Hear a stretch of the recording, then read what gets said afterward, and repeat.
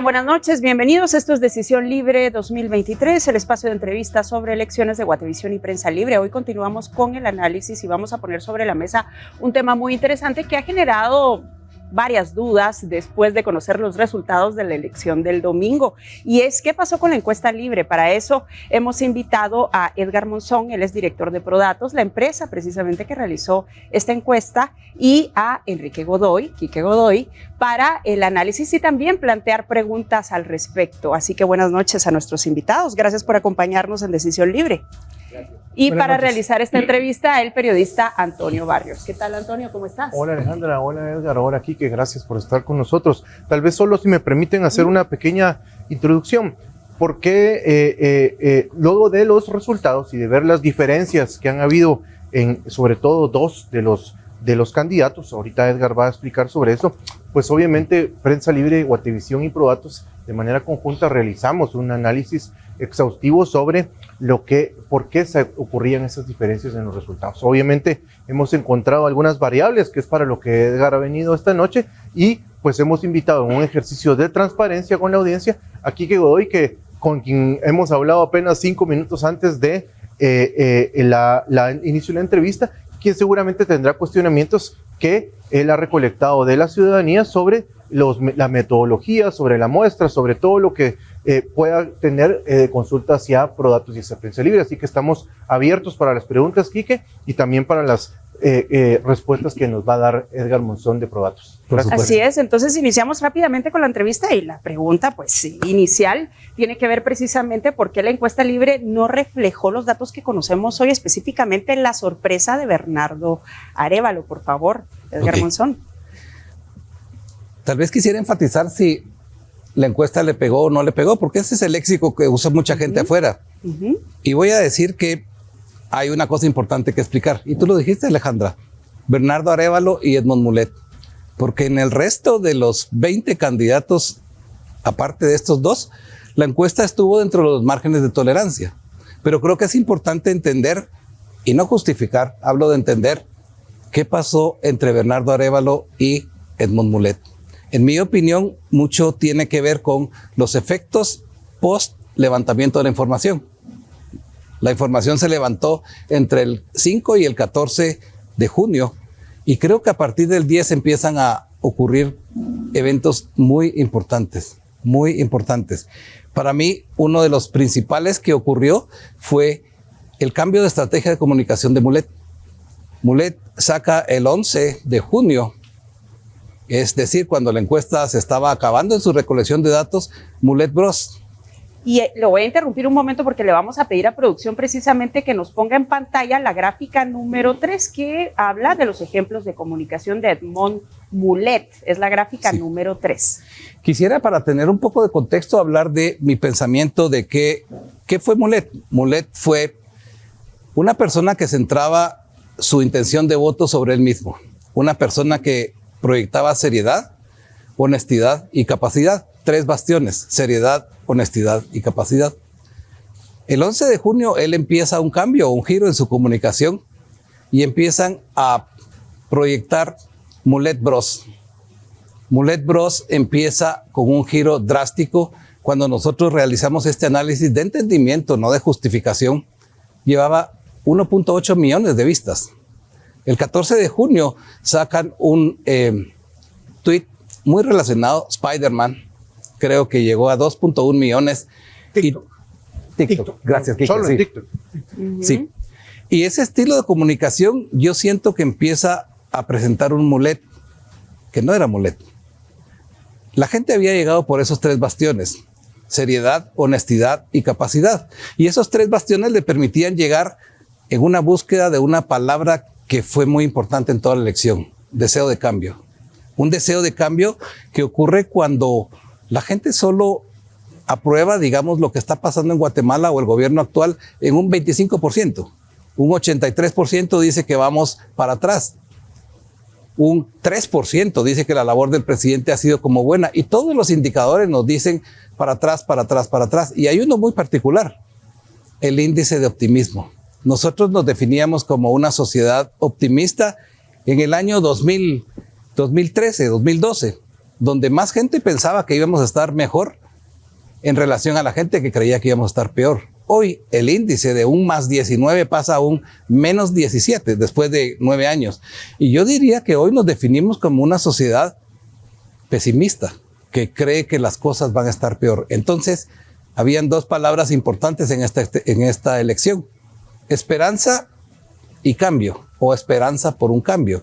Y yo siento que Mulet sí tuvo ese sombrero hasta el 11 de junio. Quisiera mostrar una gráfica, si me permiten, para luego abrir la discusión, Quique y Antonio, la gráfica de la intención de voto por día. La 4, producción. Sí.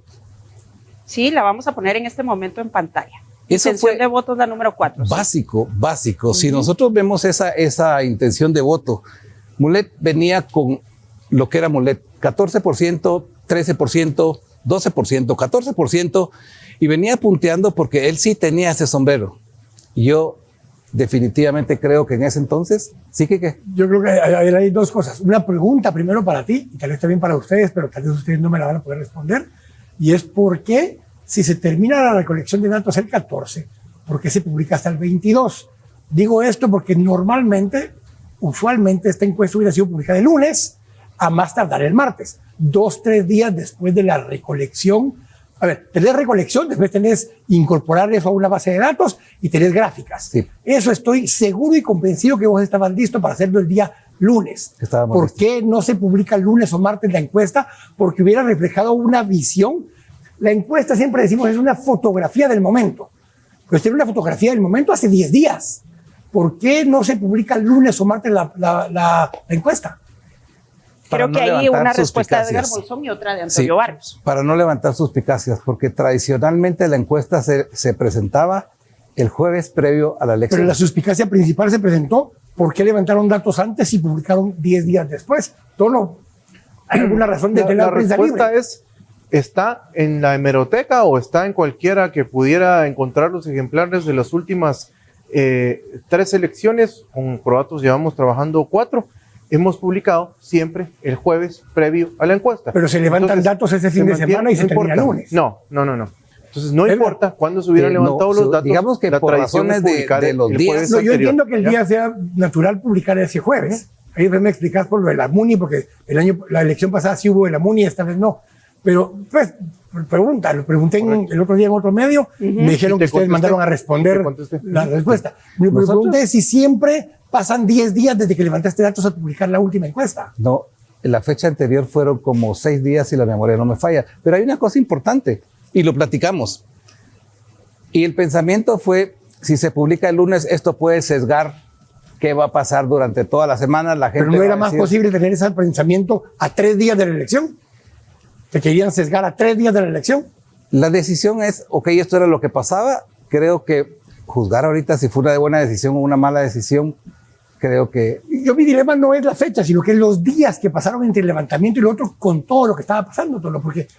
Edgar, porque Tono decía una cosa ahorita, y solo por eso pongo esto en contexto de esta pregunta, es, ok, no solo pasó lo que dijiste, desde el 10-11 empezó un ataque artero contra el variable que trae en todas las redes. Y ese ataque artero es lo que provoca esta caída. Y esa caída viene derivado de que lo empiezan a atacar, de que era el anticristo casi, que ahora se lo están diciendo Arévalo, que era ateo o agnóstico, que se le empiezan a dar palo a Mulet. Y entonces entre el día del levantamiento y el día de la publicación pasan muchas cosas que ya no refleja la foto del 14, lo que estaba pasando el 22.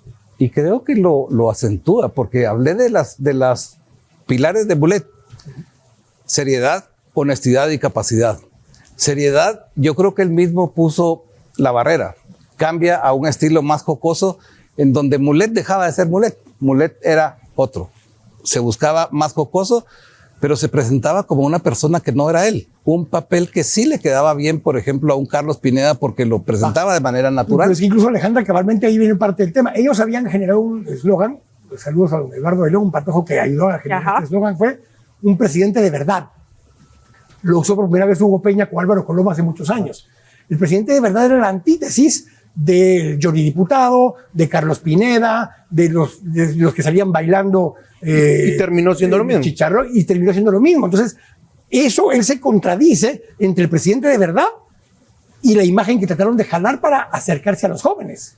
Sobre todo porque no era él, sobre todo porque ese papel era un papel, no era Mulet.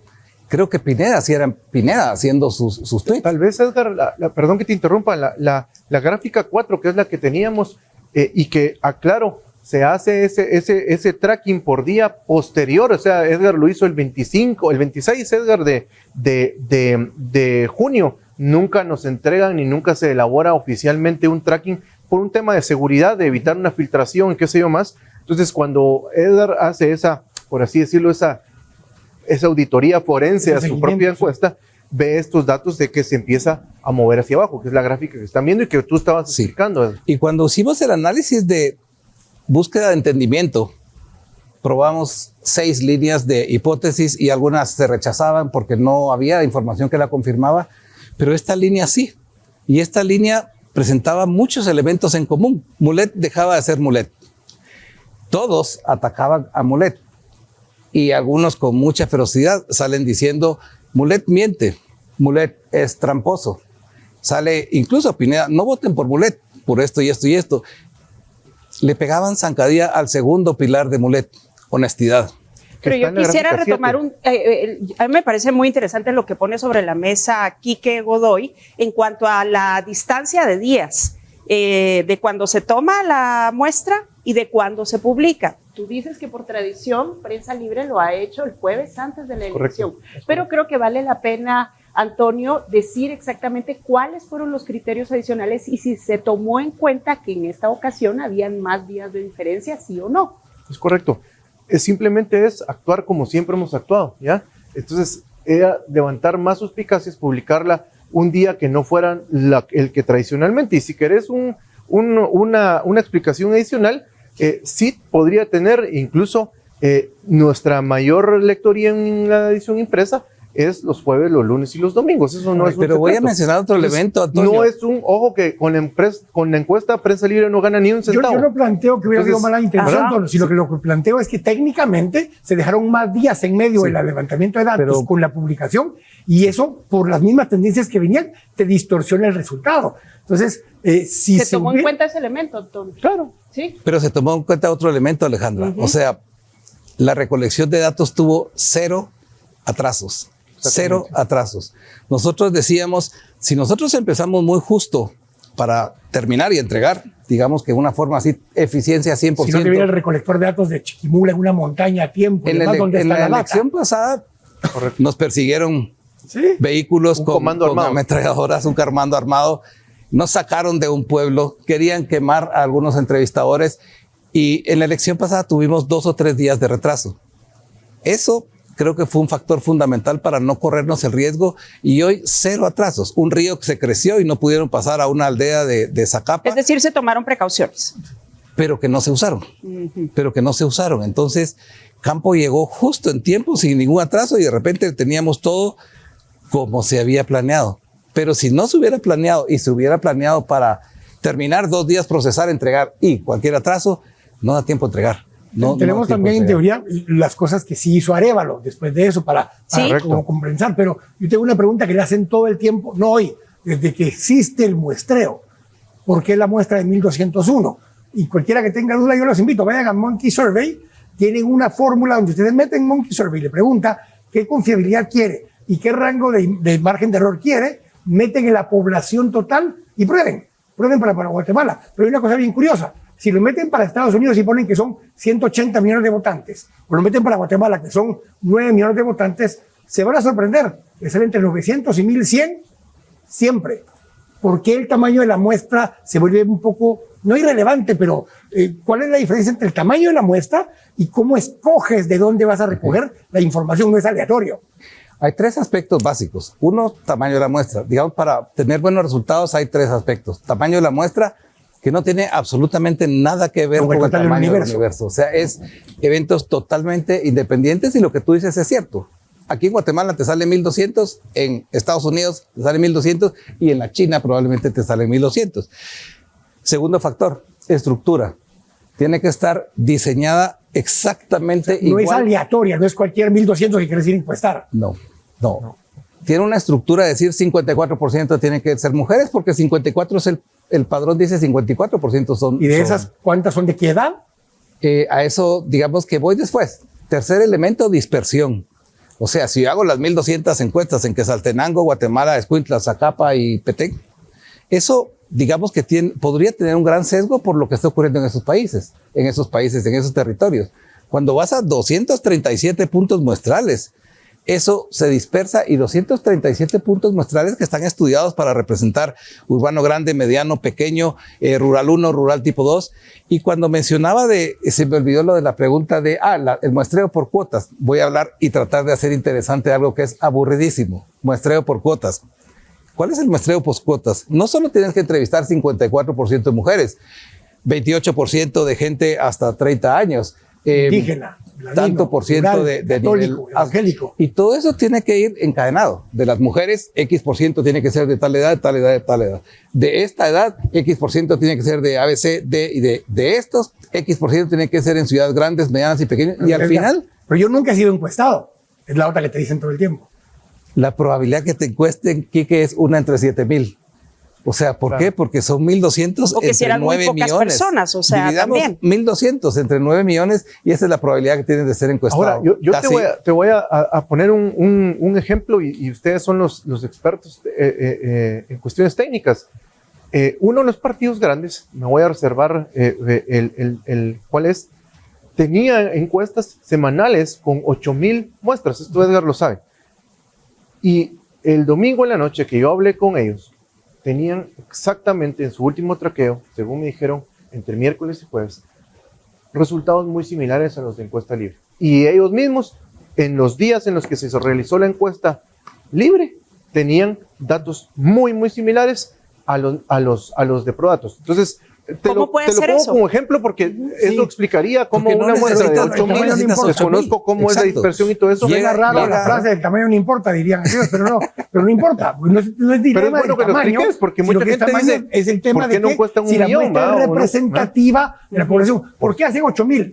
Porque normalmente tienen 1,000 en Shela, porque quieren saber cómo están en Shela en particular. Correcto. Entonces tienen una sobremuestra en Shela para lograr eso. Pero si cuando construir los 8,000 no son representativos de los 9 millones de habitantes, no te sirven los 8,000 para la muestra general. Hay encuestas en Ciudad de Guatemala de 400, pero eso no te sirve nada para saber cómo van a votar en zona 18. Por cierto, que hay un lío todavía en Ciudad de Guatemala que pasó en zona 18. Pero, y explico eso todo un poco para que la gente que está viendo, porque el tamaño de la muestra en sí importa más de dónde escogiste y cómo representa el universo. Aquí son 8,000, 1,000 o 500. Si bajas de 1,200 a 500 en país Guatemala, te sube el margen de error como a 5%. Tampoco te sube radicalmente Eso el margen de error. Es un punto importante. Y llegar a 8,000 te reduce el margen de error a probablemente 2%. En vez de 3%, 2%. Y hacer 8,000 es un costo inmensamente alto. Pero yo quisiera regresar a otro punto. Las otras variables. Pero dijimos cómo cayó Mulet, pero no dijimos cómo subió Arevalo. Exacto. Sí. O sea, y que tenía que ver con su comunicación, que vamos a poner la gráfica en este momento en pantalla, que es la número 5. Un punto importante. Yo sí creo que la encuesta reflejó lo que estaba pasando en ese momento y sí creo que Mulet tenía el sombrero de te deposito mi confianza, me pareces serio, honesto y capaz. O sea, hasta ese momento varias personas iban a votar por él y él estaba en ese momento él tenía que estar, como les dije, ¿verdad? Como los pingüinos de Madagascar. Smile and wave. No hacer algo que rompiera la imagen que había presentado. Porque al romperla, es que tu riesgo era terminar de subir o si la chorreaste, te caes. Y entonces empieza a bloquear una de sus pilares, seriedad. El presidente de verdad.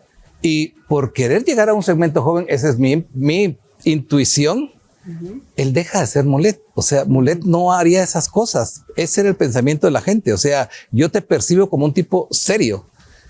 No te percibo... Cuando Arevalo, perdón, Edgar, y nos pueden poner la gráfica 5, se mantuvo, según el análisis que se hizo, en la misma línea narrativa. Fíjate que no. Incluso diferenciándose, esa es la otra variable que Edgar nos va a contar. Él se puso más serio en la última semana. Pero diferenciándose del grupo, del pacto, del como quieran llamarlo, dentro del cual se incluyó a Mulet. Sí. Y hay un tema más que sucedió en esos 15 últimos días. Edmond Mulet, por alguna razón, presión sectorial, lo que ustedes quieran, salió en un TikTok donde la primera frase, los primeros 7 segundos del scroll, primeros 7 segundos fue no a la CICIG. Después lo matiza, pero su primero fue no a la CICIG. Y él ya había dicho antes sí a la CICIG. Y Bernardo Arévalo sale en una entrevista en un medio digital donde dice, mire, la CICIG ya no se puede traer de vuelta, pero voy a traer a los investigadores que están exiliados para que ellos vengan a montar una lucha contra la corrupción. El voto en realidad era quién capturaba el voto antisistema y quién capturaba el voto sistema. El voto sistema era Sandra, era Beme Conde, era Suri Ríos, ellos eran el voto sistema. Y 20 más. El voto, sí, claro, bueno, incluyendo el PIN que sacó 25 votos. Pero el voto sistema era ese. El voto antisistema lo tenía controlado Pineda.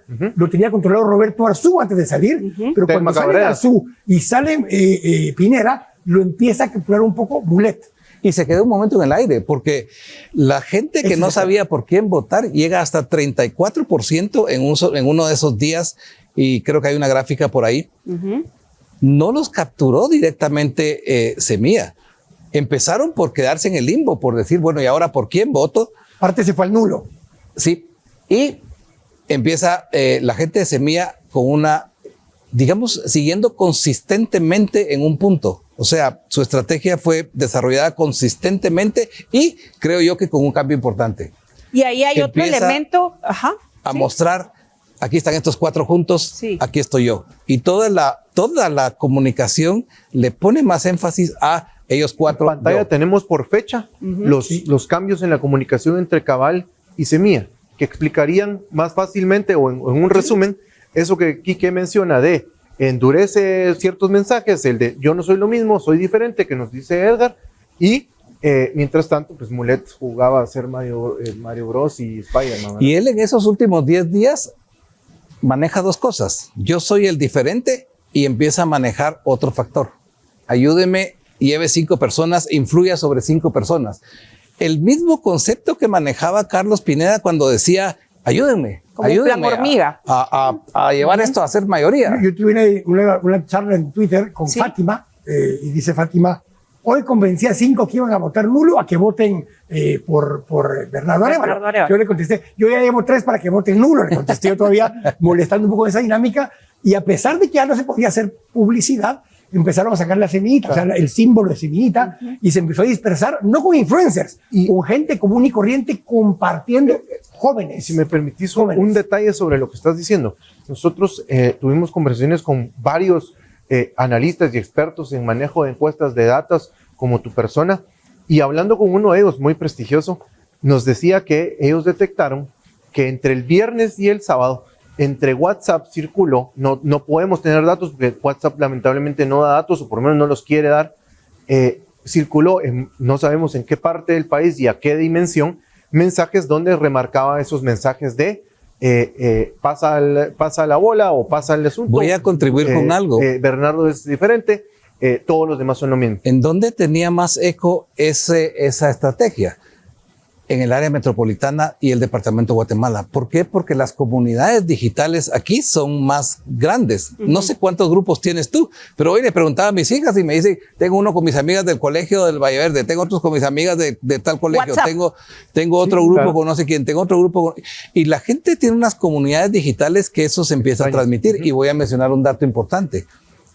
54% de todos los votos de Semilla fueron en el departamento de Guatemala. 54% fueron en el departamento de Guatemala. Él sacó 350,000 votos en el departamento de Guatemala. Eso es tanto casi como lo que sacó el Solo los país. voy a interrumpir un momento porque tenemos que hacer una pausa, pero retomamos al volver. Hoy estamos hablando de la encuesta libre y los datos que arrojó en su momento y lo que vimos el domingo, día de la elección. Así que quédese con nosotros. Esto es Decisión Libre 2023. Esto es Decisión Libre 2023. Hoy estamos hablando de la encuesta libre y los resultados que se tuvieron en la elección del domingo.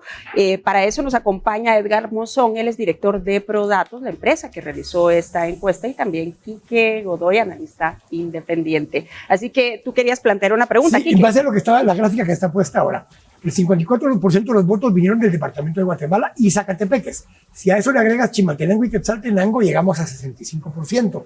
De ahí salieron los 23 diputados que ganó Semilla.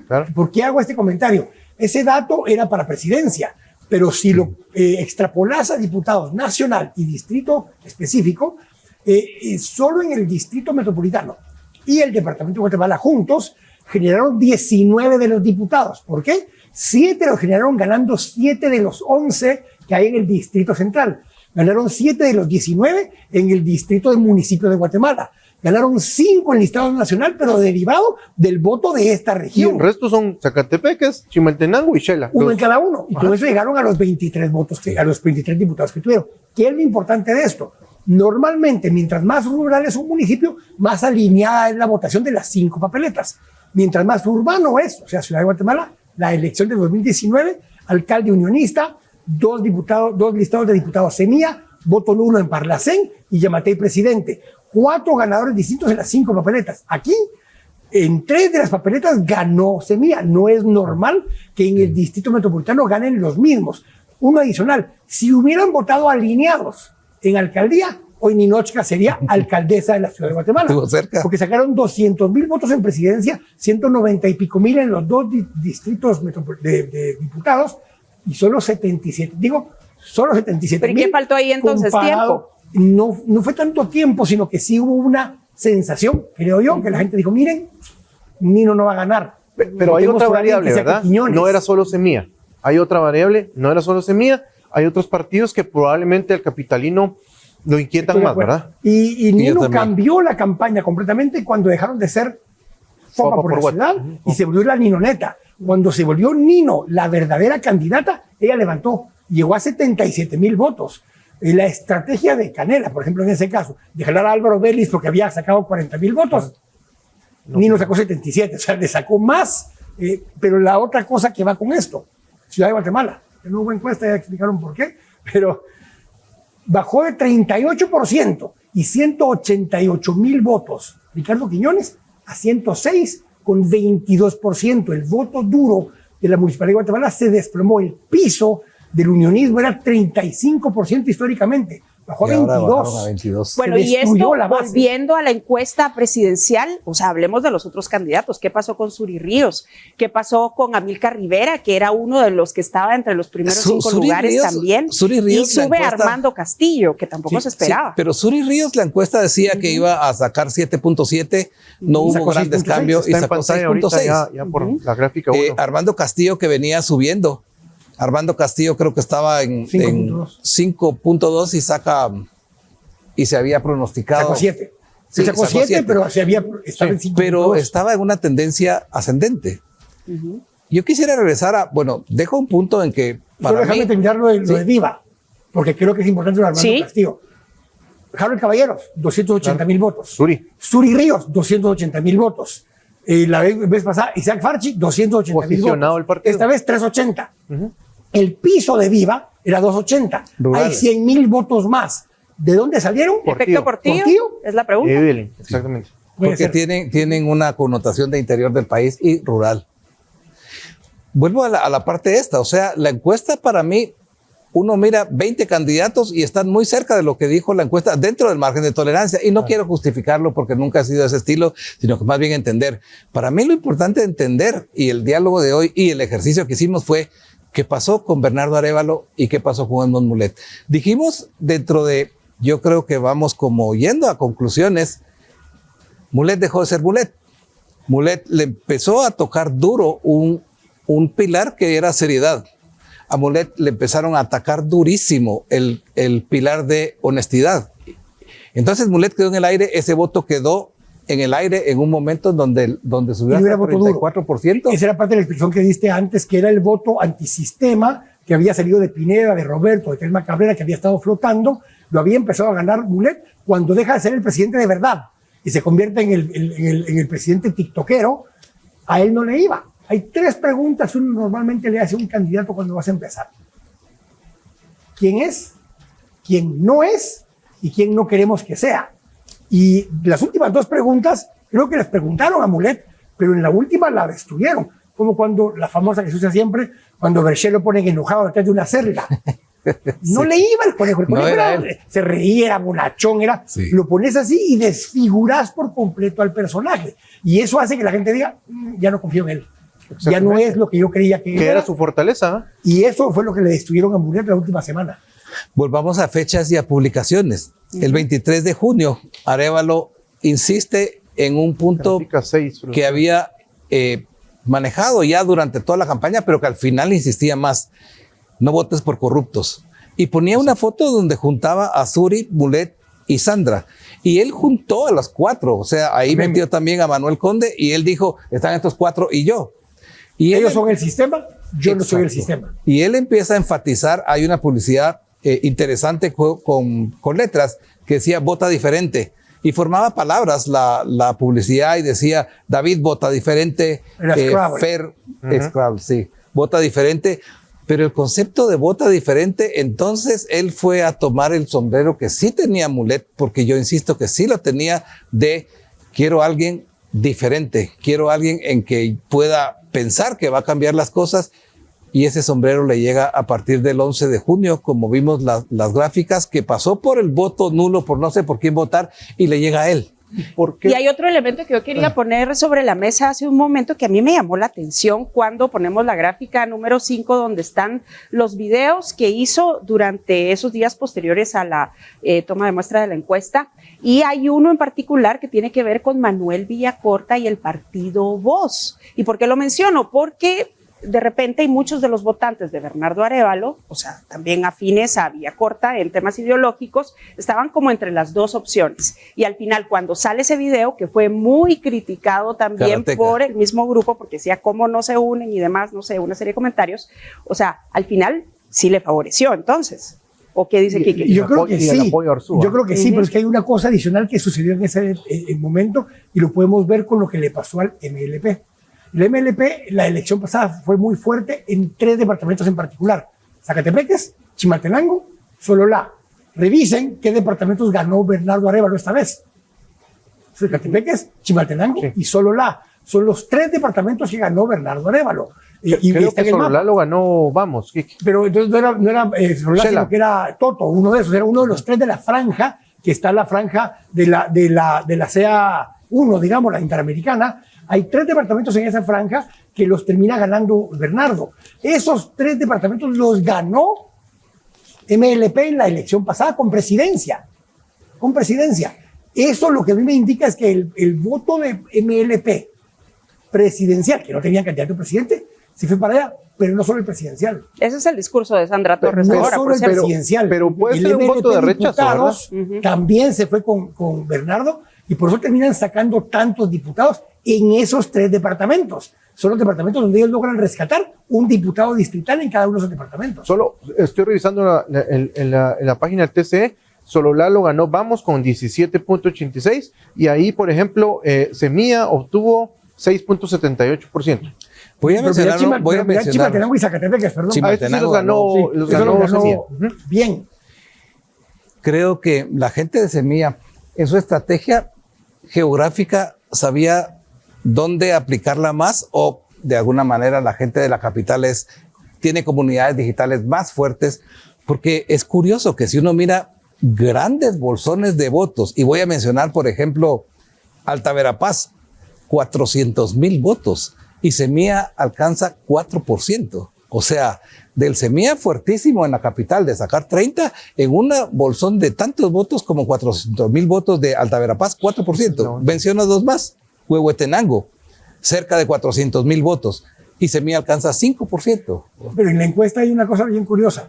En el área metropolitana, o sea, región metropolitana, porque si lo tenían designado, están Villacorta, Zuri, Arévalo y Mulet, los 4 entre 13 y 17%. Los 4. En la encuesta ese día de la medición. Al final en la encuesta, en la elección, saca 30% Arévalo. Él duplicó su intención de voto en la ciudad de Guatemala en 10, 12 días, pero al mismo tiempo tiró 20 y picos en Xela Cabecera, en Huehue y Cabecera, en San Marcos Cabecera. Esos son los lugares donde arrasó Bernardo como presidente.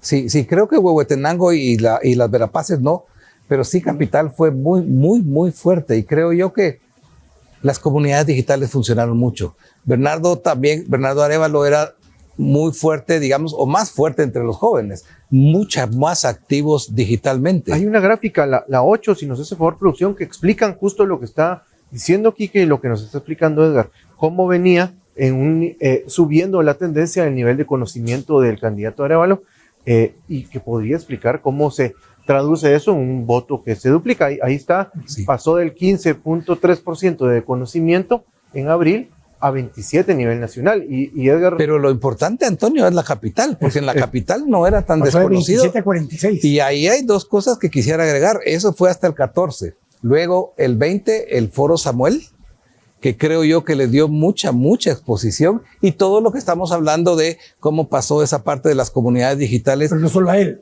a Giovanni Reyes. Giovanni Reyes, en ese debate de Yo Soy Samuel, lo conoció la gente. Y empezaron, ¿quién es ese de Harvard? ¿Quién es ese? Sí. O sea, empezó un movimiento, y eso fue su subida también que tuvo, porque Giovanni es uno de los 20 que sí subió un poco más de lo que te da el margen de error. Sí, creo que subió 2.9. No, la encuesta había dicho 2.0 y tuvo bueno. 2.6. Bueno, no, pero a nivel nacional, yo te digo, en el área metropolitana sí. Pasó a 8 o 9, cuando aquí estaba en 2-3 puntos. O sea, pegó un jalón muy fuerte en el área metropolitana, Giovanni. Ahora, hubo una explicación previa, Antonio, que hacías que a mí me llamó mucho la atención. De repente ahí estaba Manuel Villacorta, Bernardo Arévalo y Edmond Mulet con ciertas características similares en cuanto a preparación académica, importante, sí. Y demás, pero hubo un factor diferenciador que hizo que la gente se decantara por Bernardo Arévalo. Si podemos poner esa gráfica. Creo que... el perfil de por qué se acercaba la gente a Mulet era muy similar de por qué se acercaba la gente a Bernardo Arévalo. Era él. La gente confiaba en él, en que era serio, honesto y confiable. Pero el sombrero lo tenía Mulet. Pero la gente confunde el que para poder llegar al joven tenés que hacer payasadas. Y empezaron a hacer payasadas, que es lo que explicaba hace un momento la gente de Mulet, y Bernardo se tornó más serio todavía, pero con seriedad, pero de forma más coloquial, le logró ir conectando más. ¿Pero fue solo la seriedad o de repente y también la lucha contra la corrupción? 100%. La honestidad era su segundo pilar y se lo empezaron a atacar. Entonces, seriedad, honestidad y capacidad, y le atacaban 2 de 3 valores. Creo yo que eso explica lo que la gráfica de intención de voto marcaba a partir del 11, porque fue cuando él empezó con su comunicación de un tono más jocoso. Hay 3 partes de la encuesta de ese día. La primera es la intención de voto. La segunda, donde le preguntan a la gente con respecto al proceso electoral.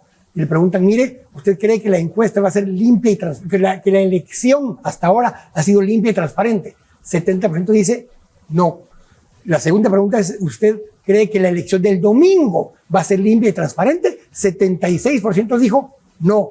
Cuando le preguntas, mire, ¿y usted considera que el trabajo del TSE ha sido correcto? 66% te dijo no. Pero le preguntas, ¿usted cree que las cortes han sido correctas? 76% te dijo no. Eso para mí era una señal de que estaban buscando a alguien completamente ajeno al sistema, alguien que fuera diferente, y eso fue el énfasis que hizo Bernardo Arévalo los últimos 10 días, y lo ve reflejado en 2 cosas. 17% de voto nulo, que fue la tercera parte de la encuesta, sí. Y la segunda parte, y la otra pregunta fue, ok, pues, ¿quién es el diferente?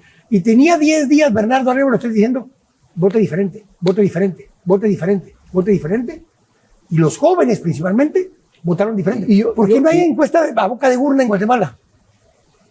Primero, no se puede publicar. Pero una cosa es que no la puedas publicar. Sí. Y otra cosa es que no tengamos información, porque sería interesantísimo que cuando saliera la persona... Bueno, sí, un conteo rápido, ¿verdad? Pero es esa parte, el conteo rápido es distinto a una encuesta de boca de urna, donde te preguntan las mismas cosas que estamos hablando ahora, tiene que ser un muestreo igual que lo otro que ya hemos hablado, pero para que entendas por qué votó así la persona, y de dónde era, por qué votó, si hubo algo que le llamó la atención. Eso no lo tenemos en Guatemala.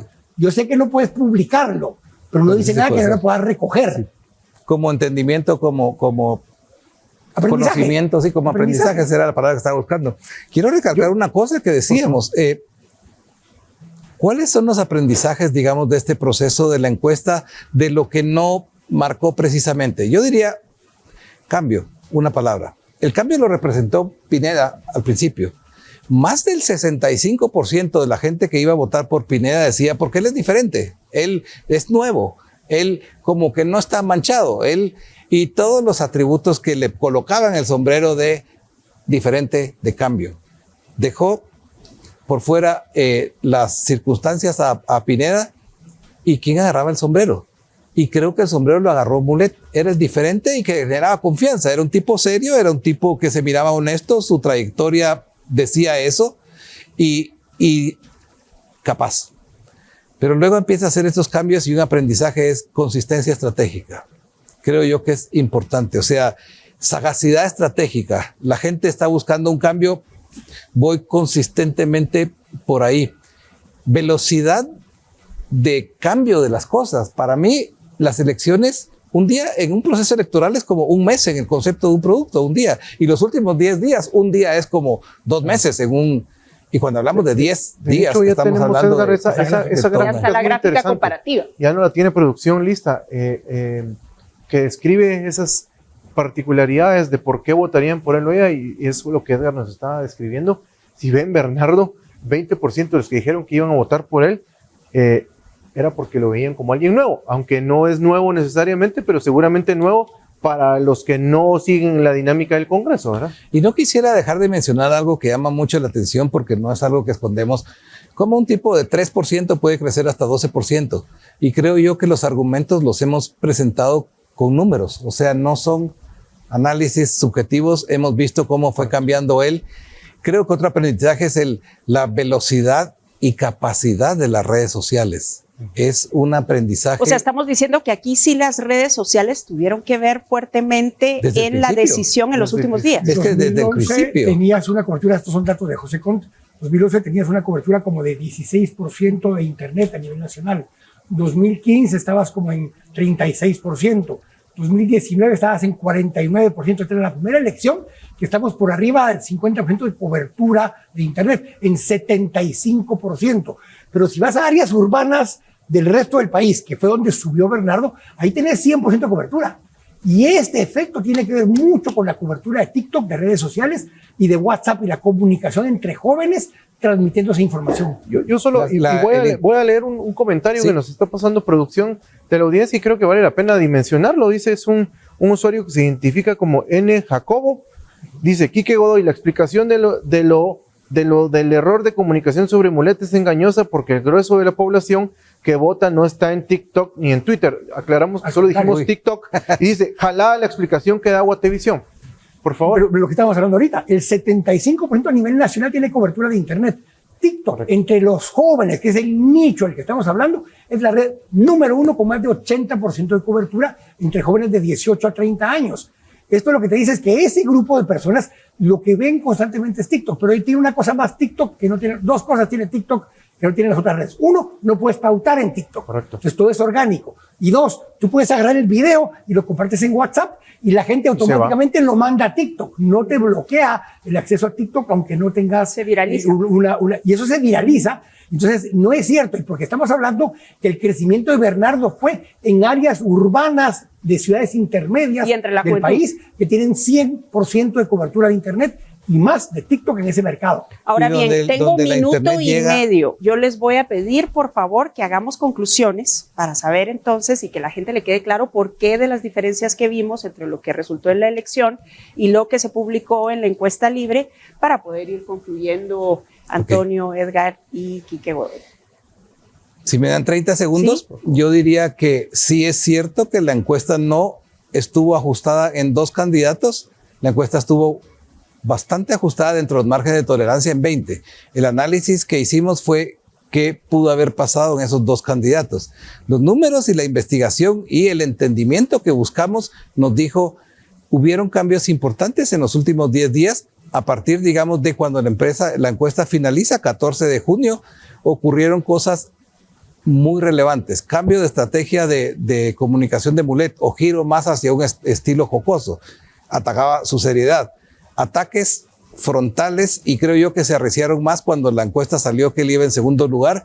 Atacaron su percepción de honestidad y entonces le dejaban eso en el aire. Siento que, permítanme no estar de acuerdo con la persona que escribió, coincido con Quique en el sentido de que la penetración de Internet en Guatemala es altísima, 80% más a través de celulares con datos, y muchas empresas dan como parte de lo que te da el paquete TikTok. Entonces, creo yo que la velocidad de conocimiento se pudo incrementar y se entiende más cuando los esfuerzos de este partido se centran sobre un área que es la capital, que tiene una velocidad de comunicación digital más fuerte, y de ahí nacieron el 55% de sus votos. Gracias, Quique. Dos cosas rápidas. Sí. Dos candidaturas que no tocamos, que también tuvieron cambio y tienen una explicación. Vamos y UNE. UNE bajó de 21 a 14, 15 en el número final, y Meme Conde subió hasta estar en 9, digamos, un poco por ahí. Hubo una cosa enorme. ¿Y por qué no le alcanzó?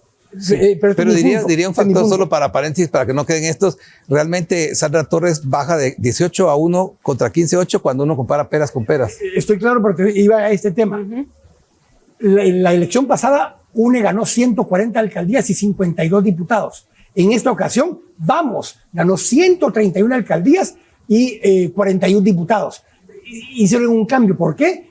UNE perdió su base electoral del área rural a Vamos por la estructura de gobierno y las famosas 200 alcaldías. Exacto, que de las cuales la mayoría de los alcaldes, una buena parte, pasó hacia Vamos. Entonces se explica, lo cual te dice el poder que va a tener ese partido también en la distribución del poder.